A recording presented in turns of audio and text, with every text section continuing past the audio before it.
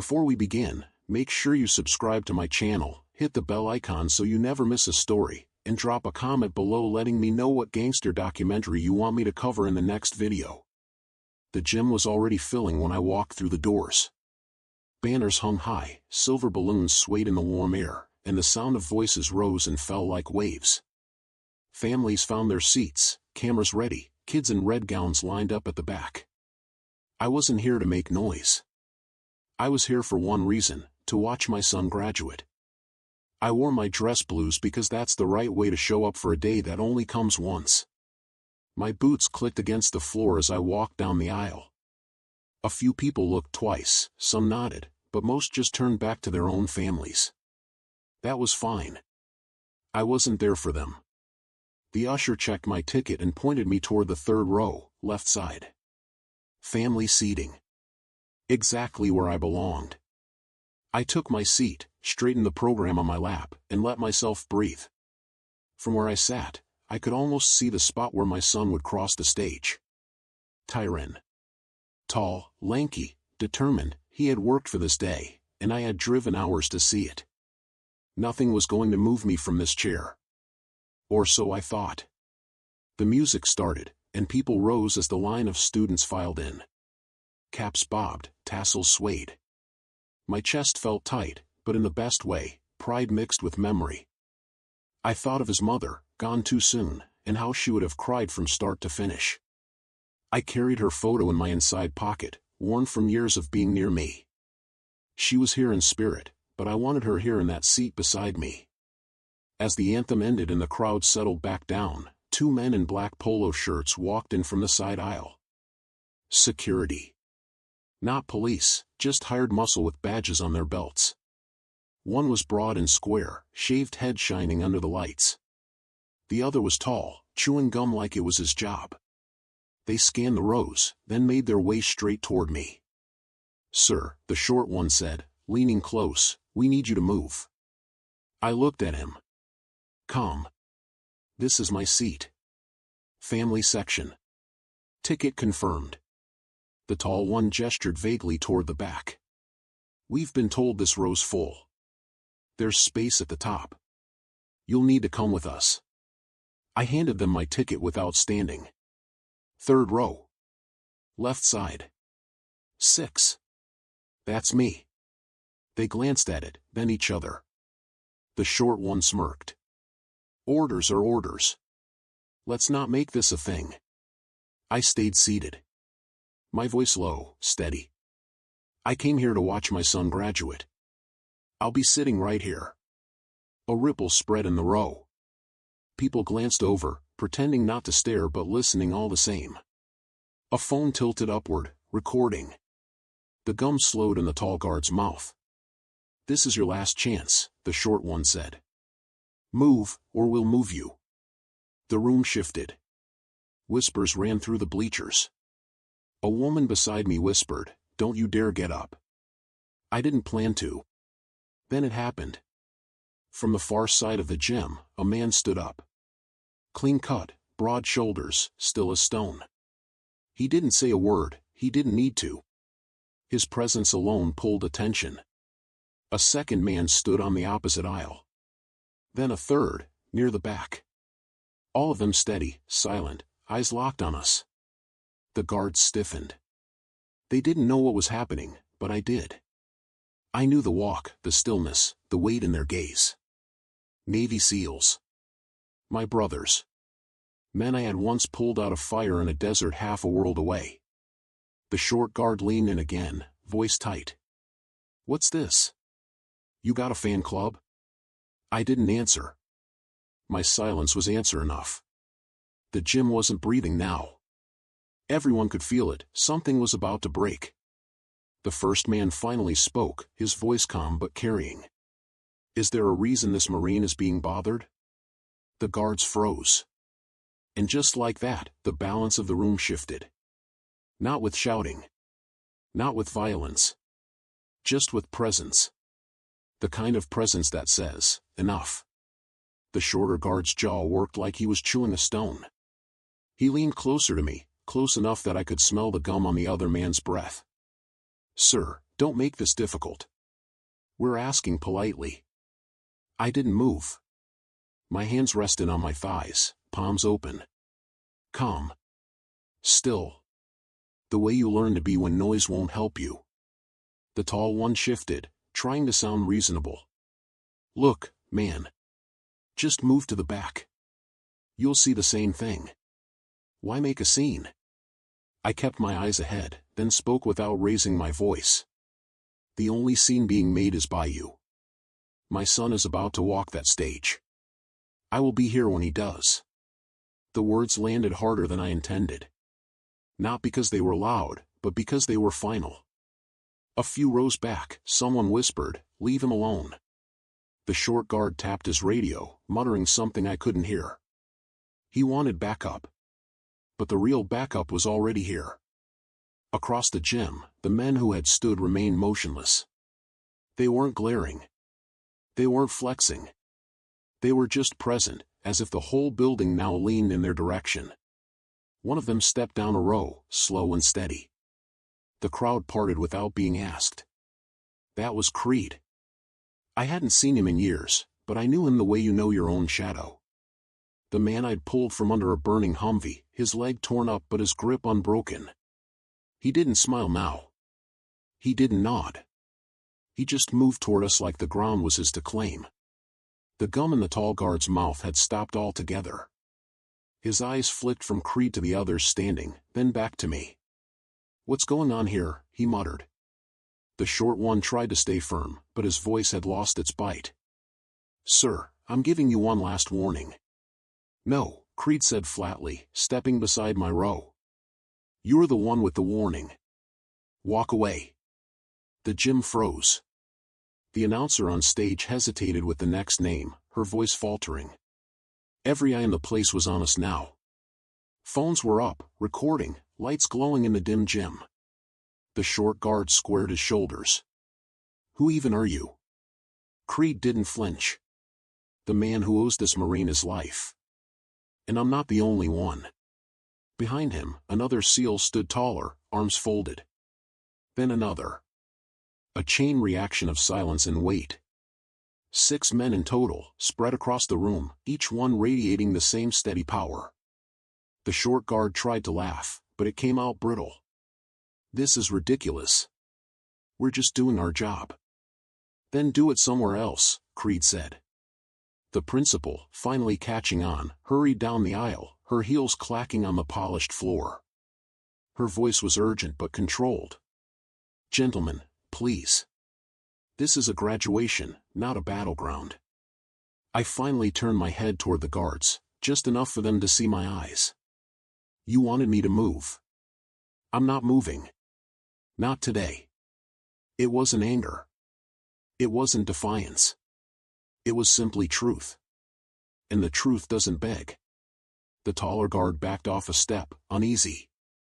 The shorter one clenched his jaw, glanced at the principal, then at the 6 men who had silently caged him without touching him. He knew he'd lost. But pride doesn't surrender easy. He leaned down one last time, close enough that only I could hear. "This isn't over." I didn't blink. "It already is." The principal placed a hand on his arm. "Please step outside." The 2 guards hesitated, then finally turned and walked out. The gym let out a breath it had been holding. People clapped softly, not for the ceremony, but for what had just ended. Creed leaned toward me, voice low. "Good to see you again, brother." "You too," I said. He patted my shoulder once, then stepped back to his spot by the aisle. The other men eased back down as well, though their presence never faded. They didn't need to stand anymore. The message was already written in the air. On stage, the announcer cleared her throat and called the next name. The ceremony resumed, but the tone was different now. Every clap carried a little more force, every cheer a little more heart. The gym had learned something in silence. From the line of graduates, I saw Tyrone glance my way. He didn't smile, but his eyes spoke clear. "You're still here." I gave him the smallest nod. He understood. The day wasn't about me. It was about him. but sometimes a father has to stand still so his son can walk tall.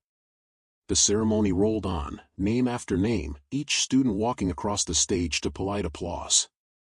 But the air in the gym had shifted. People weren't just watching the graduates anymore. They were sneaking looks at row 3, left side, where I sat unmoved. And at the 6 men scattered across the gym who had stood and spoken without words. Every sound felt sharper now, the shuffle of chairs, the rustle of gowns, the echo of the principal's voice. My seat was solid under me, but it felt like the ground itself was making a promise, hold steady, and the moment will come. Tyron's line inched forward. From my angle, I could see him adjust the gown on his shoulders, then smooth the tassel. He was trying to look calm, but I knew him too well. His hands moved a little quicker than usual. He'd seen everything, and he carried it with him now, step by step toward the stage. The announcer called another name, then paused to shuffle cards. My son was next. The crowd seemed to sense it, leaning forward without realizing. I leaned back in my chair, breathing slow, letting the stillness do its work. Tyron Drayton. The name rang through the speakers, steady and proud. My boy stepped out of the line and onto the stage. The gym clapped, but it was uneven at first, scattered. Then came the sound that froze everyone where they sat. Creed stood. His hands came together once, hard, echoing through the gym like a drum.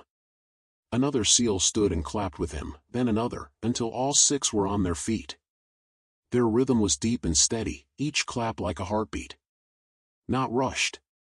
Not loud for the sake of noise. Just strong, deliberate, unified. The crowd followed. Families rose, students cheered, the bleachers shook. But the core of it, the weight behind it, came from those 6 men clapping in unison, their faces calm, their eyes forward. They weren't cheering for a diploma. They were honoring the bond that had carried them through fire, now carried into this gym for my son to see. Tyron froze mid-step, his eyes wide. For a moment he looked like a boy again, unsure of what to do with so much weight pressing down around him.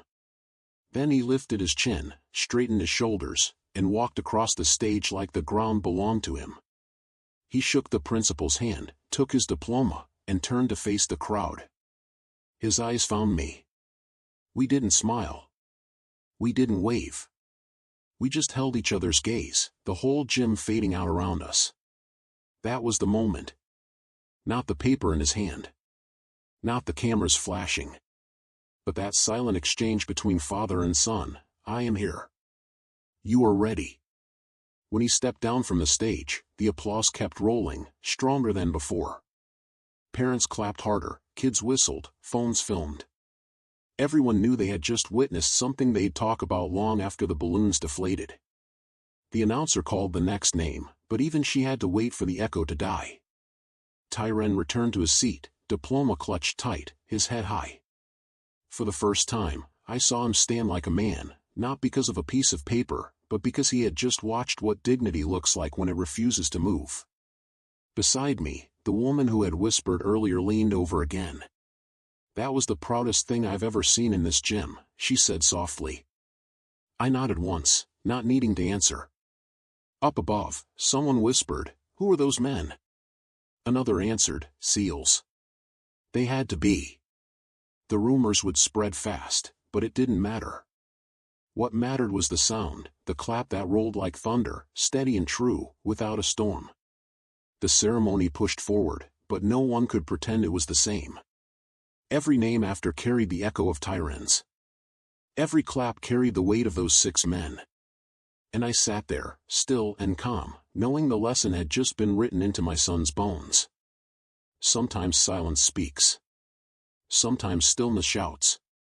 And sometimes the loudest thing in the room is 6 men clapping in unison for a boy becoming a man. When the last name was called and caps filled the air, the gym erupted in cheers. Families rushed down the aisles, kids hugged each other, balloons bounced off the ceiling. It looked like every other graduation in every other small town, except for the weight still hanging in the air from what had happened earlier. People kept glancing my way, whispering, nodding. Some even clapped again as they passed, not for their kids this time, but for what they'd seen in row 3. I stayed seated until the first rush slowed.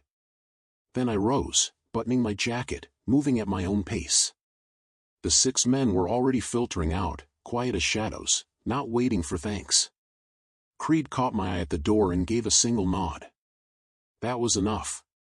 Tyron found me near the flagpole outside. His cap was gone, his gown half unzipped, the diploma clutched in one hand.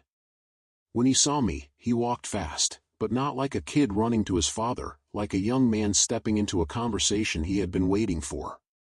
"Dad," he said, his voice tight. "You didn't move." "No," I said. "I told you I wouldn't." He shook his head, looking back toward the gym. "When those guards came at you, I thought I was gonna lose it. I almost walked off that stage." "And you didn't," I said. "That's the part I'm proud of." His eyes searched mine. "But they disrespected you in front of everyone. Why didn't you say something back?" "Why didn't you?" "Because I didn't need to," I cut in gently. Silence held more power than shouting ever could. "And you saw the proof of it when 6 men stood without a word." He tightened his grip on the diploma. "That clap, it was like the whole room was bowing to you." "No," I said firmly. "It wasn't for me. It was for you. For the man you're becoming. For the boy who walked that stage with his head high even when everything tried to shake him." His throat worked, and for a moment I thought he might cry. But instead he nodded, swallowing it back. "Who were they?" "The men who stood." "They're brothers," I said. "Not by blood, but by something stronger. We carried each other through fire. And yesterday they showed you what that bond means." He blinked. "Kandahar?" The word came out soft, but it carried weight. He'd heard it before, whispered in half-stories I never finished. "Yes," I said. "One of them, Creed, you saw him. He nearly died out there. I pulled him out from under a burning truck. And now, years later, he stood to make sure you saw me exactly where I belonged." Tyron exhaled, shaking his head like he was trying to wrap his mind around it. "So all of that, what happened yesterday, it started years ago on the other side of the world. Everything connects, son. Every choice, every moment. Yesterday wasn't an accident. It was the echo of a promise made long before you were old enough to understand." He was quiet for a while, staring down at his diploma. Then he lifted it like it weighed more than paper. "I don't think this feels the way it's supposed to. I thought graduating would just be about me. Now it feels bigger." "It is bigger," I said. "Because yesterday you didn't just graduate. You learned what real strength looks like. And you'll carry that lesson longer than any diploma." A photographer called out for group pictures, but Tyron didn't move. He kept his eyes on me, steady, almost defiant. "I want to be like you." I placed a hand on his shoulder, firm. "Don't be like me. Be better. Learn from my mistakes, hold on to what I did right, and then carry it further than I ever could." His jaw set. "Then I will." We stood there for a long moment, father and son, while the noise of celebration swirled around us. People laughed, balloons popped, music played from a speaker near the gym doors. But none of it touched us. The world had its noise. We had our silence. Finally, he slipped the diploma under his arm and asked, "So what now?" "Now?" I said. "Now we eat. You pick." He smiled for the first time all day. "Waffle House." "Of course." We walked to the car together, his steps a little taller, mine a little slower. And I knew the lesson had taken root. Yesterday, my son crossed a stage. Today, he carried something heavier, and he carried it well. The Waffle House buzzed with noise and grease and clatter, the kind of place where nobody cares who you are as long as you tip and don't cause trouble.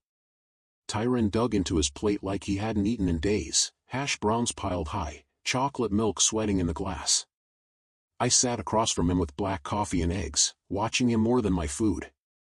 His shoulders had loosened since the ceremony, but I could tell his mind was still churning. Between bites he said, "When those men clapped for me, Dad, I didn't feel like just a kid anymore. It was like I was carrying something bigger. Like I had to live up to it. You do, I said. But don't mistake it.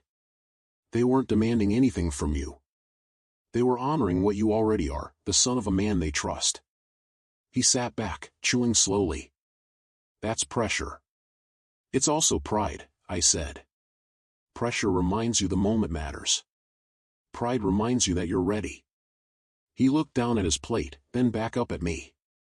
Did you feel that pressure when you were my age? Different kind, I said. But the lesson's the same. You don't let the weight crush you. You let it shape you. We finished eating, left a tip, and stepped back into the night.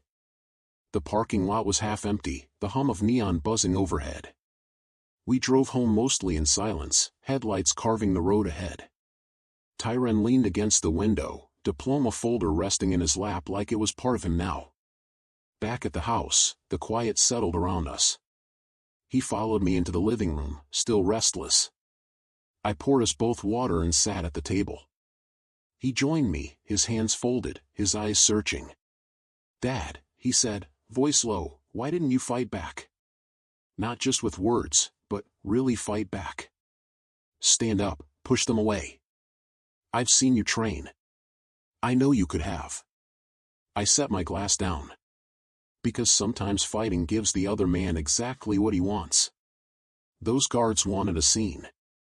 They wanted me out of my seat. If I'd stood and shoved, I'd have given them both. Instead, I gave them nothing, and it showed the whole room who really had the power. He frowned, still turning it over. But didn't it eat at you? Didn't it make you mad? Of course it did, I said. I'm not made of stone. But anger is quicksand. The more you thrash, the deeper you sink. Dignity is solid ground. You stand on it, and you don't move.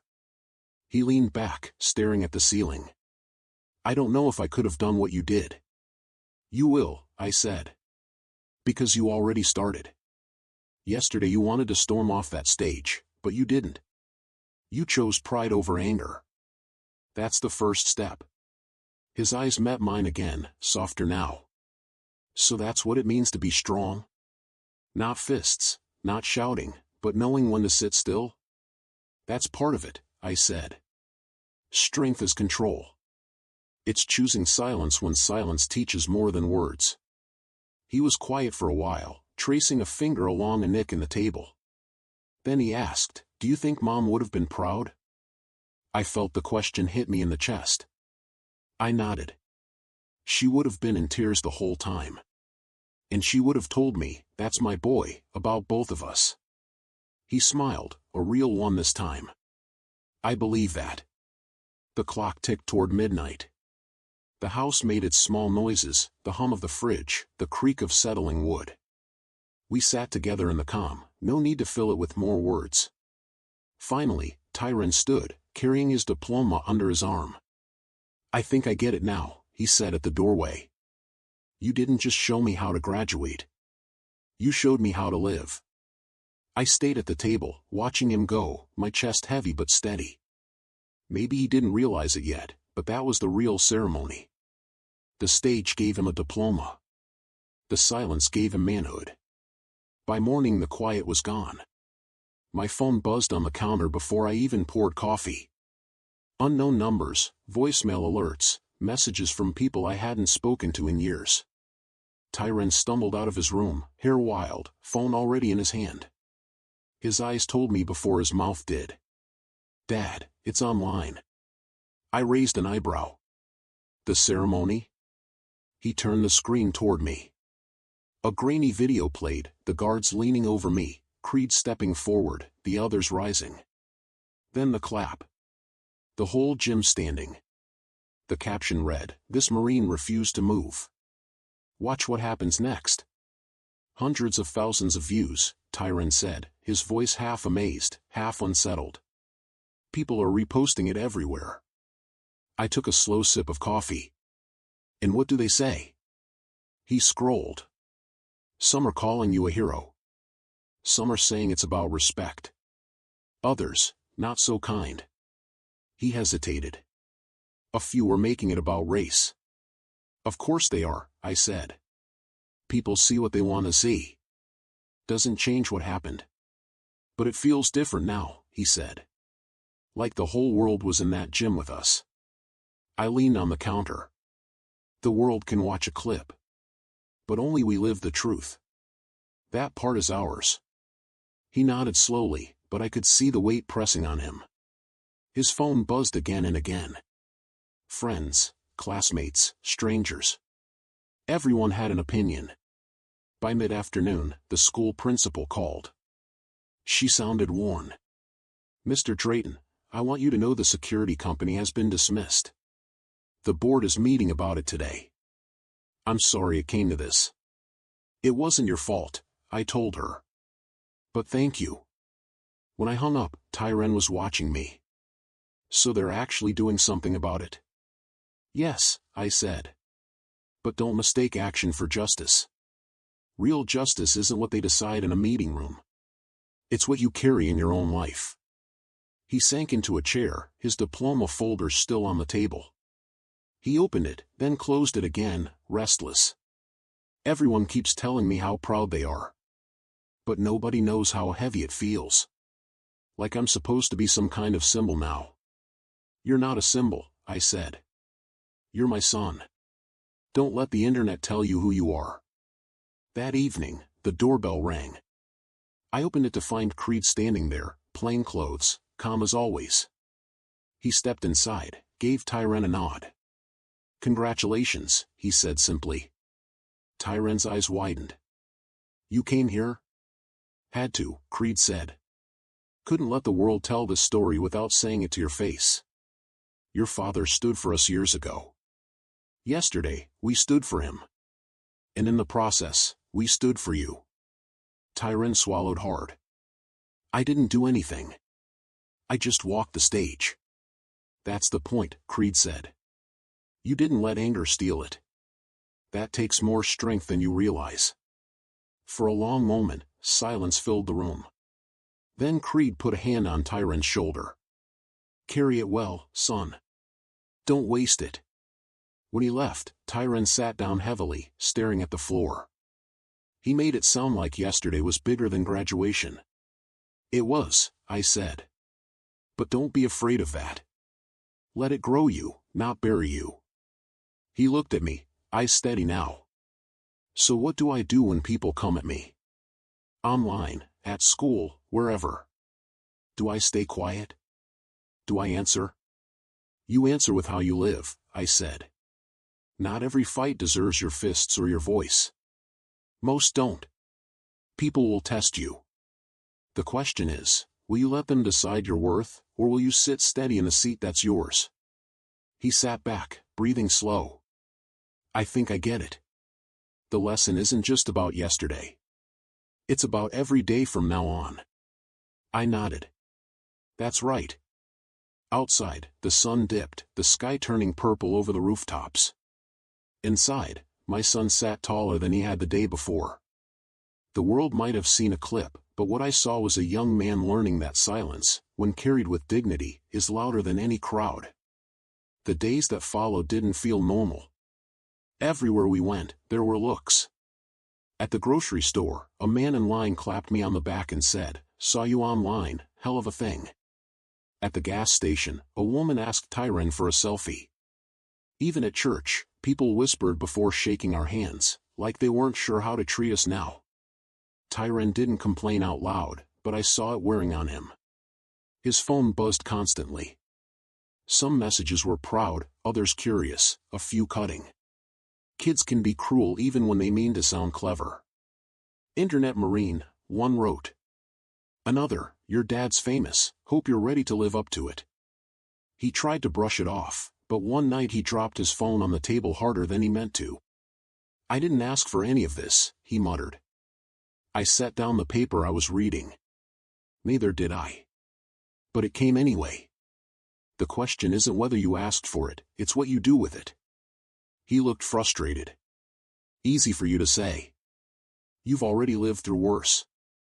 I'm just starting out, and now everyone's looking at me like I'm supposed to be something more than I am. I leaned forward. And what are you? He hesitated. I'm just, me. Tyran. A kid who graduated. Exactly, I said. So let them see you as that. Nothing more, nothing less. The rest?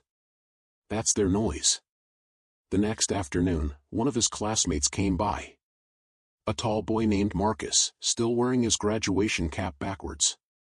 He grinned when Tyran opened the door. Man, your dad's trending harder than Drake right now. Whole school's talking about you. Tyran rolled his eyes. Yeah, I know.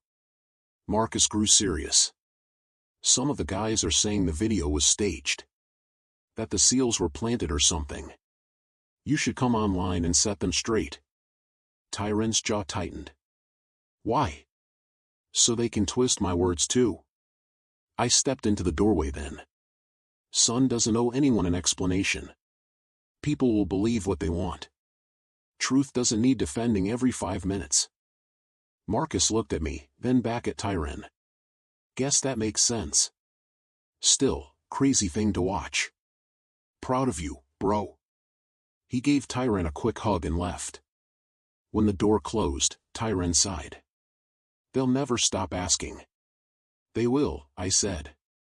When the next video comes along. The internet forgets quick. What lasts is what's here. I tapped his chest, and here. I pointed to his head.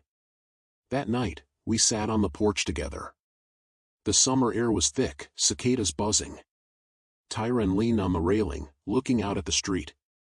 You know what I keep hearing in my head? He asked. What? The clap.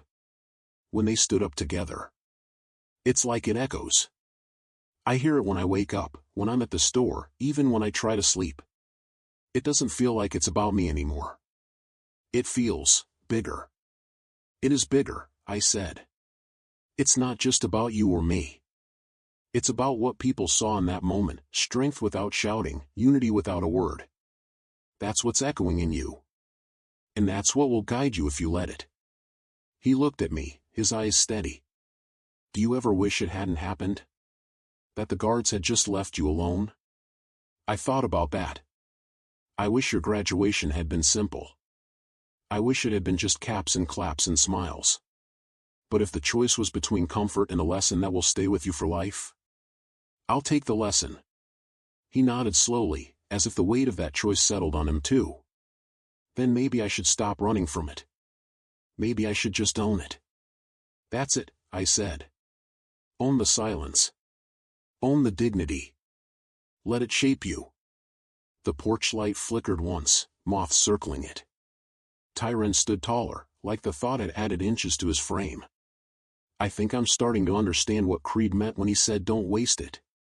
You are, I said. One day, someone will try to push you out of your seat, literally or not. And when that happens, you'll remember this. You'll remember that strength isn't about fists or shouting. It's about standing steady. He breathed deep, the kind of breath you take when you're preparing to carry something heavy. Then he looked at me, calm now. I think I'm ready for that. We didn't say more. We didn't need to. The night carried the rest of the lesson, and my son sat in it without fear. By Monday, life was supposed to go back to normal. But it didn't. When Tyran walked into the grocery store with me, whispers followed. Some folks nodded respectfully. Others smirked, phones half-raised like they were waiting for another scene. Fame, even unwanted, is sticky like that, it clings where you least expect it. In the cereal aisle, 2 boys about Tyran's age lingered near the shelves. I could tell from the sideways glances they weren't here for breakfast. One finally spoke loud enough for us to hear. Hey, Internet Marine Jr., he said, grinning. Where's your fan club? Got 6 Navy SEALs hiding behind the frosted flakes? The other snorted, pulling out his phone. Bet he won't say anything. Bet he's scared to talk without Daddy sitting next to him. Tyran froze. His jaw set, his fists flexed. I knew the look, anger heating up, ready to spill. I leaned close and whispered, steady. He glanced at me, his chest rising and falling. Then he turned to the boys. His voice wasn't loud, but it carried. My father doesn't need anyone to fight for him. And I don't need anyone to fight for me. That's all you need to know. The boys laughed, but it wasn't confident laughter. It was thin, shaky. One muttered, "Whatever, man," and they walked off, shoving their phones into their pockets. Tyrone stood there a moment, breathing hard, then turned back to the shelf. "I almost swung at him," he admitted. "I know," I said. "And you almost lost more than you would have gained." He looked at me, eyes wide. "But it worked." They walked away. "Because you stood steady," I said. That's the lesson echoing back now. That night, he sat on the porch again, his diploma folder beside him, untouched. He stared out at the street, quiet. I joined him with 2 glasses of water, setting one by his elbow. "Why does it feel harder now than it did in the gym?" he asked. Because the gym was one big test. Everyone saw the truth at once. Now, you face small tests, one after another, when no one's clapping. That's where the lesson really lives. He tapped his finger on the folder. And if I fail one? Then you learn. But you don't give the moment away. You hold your ground, even if you stumble. He thought about that, sipping his water. "It feels like I'm carrying your reputation now too. Like if I mess up, I'll undo what you did." I shook my head. "You can't undo me. My battles are mine. Your battles are yours. The only thing you carry from me is the example. What you build on top of it, that's yours to own." He let out a long breath. "So it's not about protecting your name?" "No," I said firmly. "It's about protecting your own." The street was quiet, but the weight of his thoughts filled the air. Then he said something that caught me off guard. "When those men clapped, I thought it was for me. But maybe it wasn't. Maybe it was for both of us. For the bond between us." I sat with that. Maybe so. But whether it was for you, me, or both, the sound is yours to carry now. What matters is what you do with it. He nodded, eyes fixed on the horizon. "I think I'm starting to get it. Every insult, every whisper, every challenge, it's another chance to stand still." "Exactly," I said. "And each time you do, the clap echoes louder in you." The porch light buzzed as a moth tapped against it.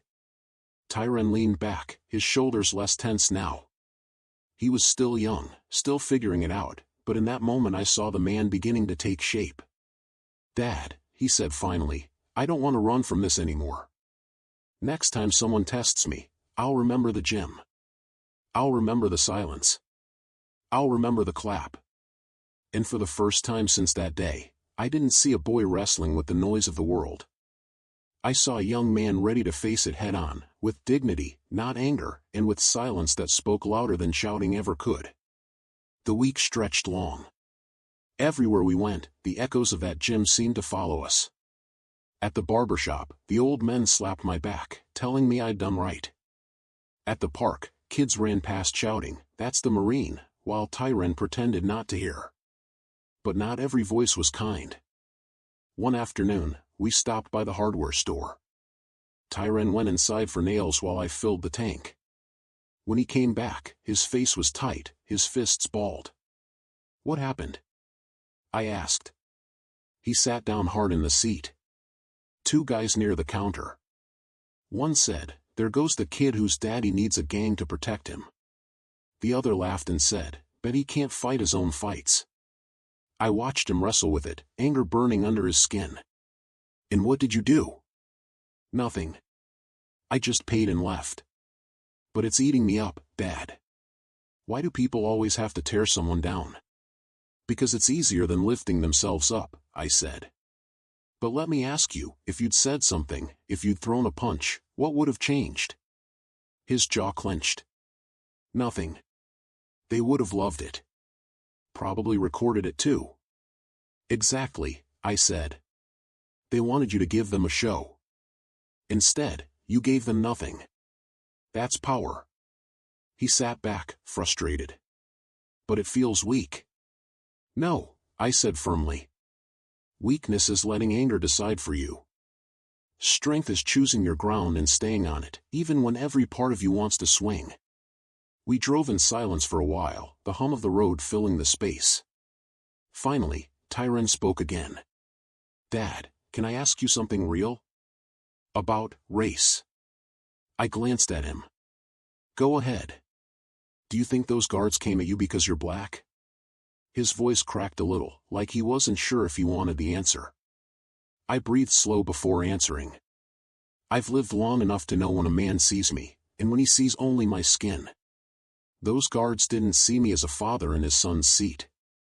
They saw someone they thought didn't belong up front. And they tried to move me because of it.